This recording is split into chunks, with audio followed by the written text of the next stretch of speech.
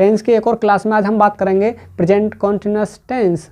कोई सा भी टेंस हो, सबसे पहले क्या पढ़ते हैं उसकी पहचान। प्रेजेंट कॉन्टिन्यूअस टेंस कौन से होते हैं, पहचान क्या है, इन वाक्यों की क्रियाओं के अंत में रहा है, रही है, रहे हैं, रहा हूँ आदि ऐसे शब्द आते हैं। प्रेजेंट कॉन्टिन्यूअस की पहचान क्या है, इन वाक्यों की क्रियाओं के अंत में रहा है, रही है, रहे हैं, रहा हूँ आदि ऐसे शब्द आते हैं।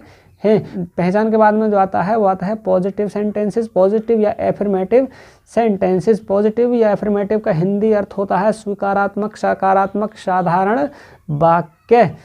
एक वचनकर्ता के साथ इज, बहुवचनकर्ता के साथ आर, में के साथ में एम लगाकर वर्ब की फर्स्ट फॉर्म में क्या लगाएंगे हम, आईएनजी। यानी प्रेजेंट कॉन्टिन्यूअस में वर्ब की फर्स्ट फॉर्म में आईएनजी लगाते हैं।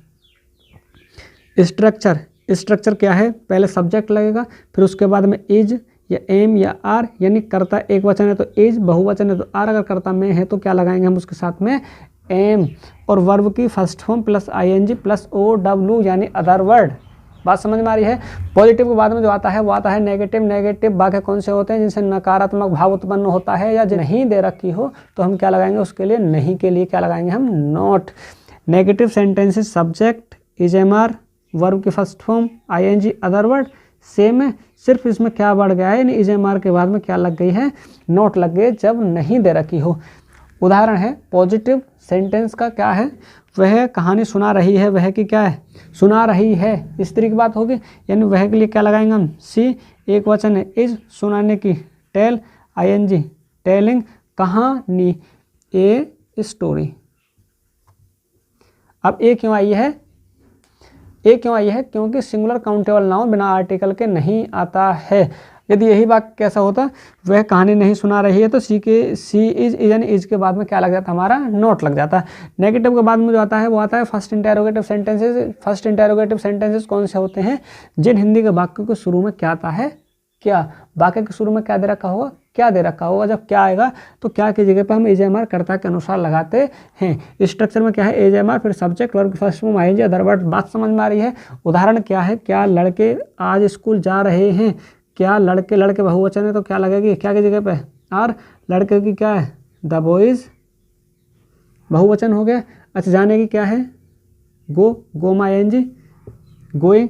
जब हम एक जगह से दूसरी जगह जाते हैं और उस जगह का नाम दे रखा हो तो उस जगह से पहले हम क्या लगाएंगे, टू प्रीपोजिशन लग गई। अच्छा कहाँ जा रहे हैं, स्कूल, और कब जा रहे हैं, आज। यहाँ तक बात समझ में आ रही है। पॉजिटिव में क्या है, subject is am are, verb की first form ING, other word. Negative में क्या है, यानी नोट, जो हमारा इज एम आर के बाद में क्या लग जाएगा, नोट लग जाएगा। यदि हमारा वाक्य फर्स्ट इंटेरोगेटिव का है, यानी वाक्य के शुरू में क्या दे रखी है, तो हम क्या लगाएंगे, जो इज पॉजिटिव वाली जो स्ट्रक्चर है उसमें क्या लगाएंगे हम, इज एम आर को, जो कर्ता के बाद लग रही है इज एम आर, वो कर्ता से पहले लग जाएगी। देखो is am are, subject, verb first form ING, other word. बात समझ में आ रही है। पॉजिटिव के बाद में नेगेटिव, नेगेटिव के बाद में फर्स्ट इंटेरोगेटिव, और फर्स्ट इंटेरोगेटिव के बाद में कौन सा आता है, second interrogative sentences. First interrogative के बाद में second interrogative. Second interrogative sentences जब वाक्य के बीच में कोई प्रश्नवाचक शब्द क्या, क्यों, कब, कैसे, कहाँ, कौन, किसे, किसने आदि आता है तो उसकी अंग्रेजी वाक्य के शुरू में सबसे पहले लगाते हैं। Structure question word plus is या एम या are plus subject, verb first form ING, other word. बात समझ में आ रही है।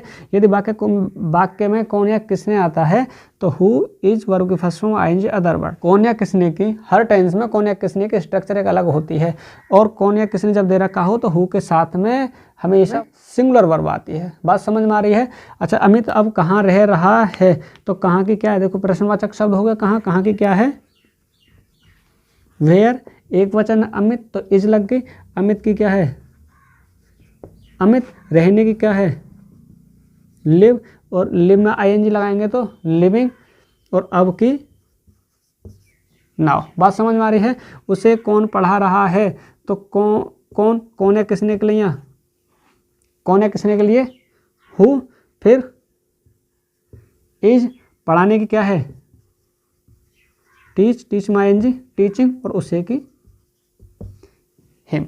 बात समझ में आ रही है। अब मैं आपके लिए कुछ सेंटेंसेस दे रहा हूं प्रैक्टिस के लिए, आप उनको खुद बनाकर देखना। यदि कोई दिक्कत आती है तो आप मेरे कमेंट बॉक्स में बता सकते हैं।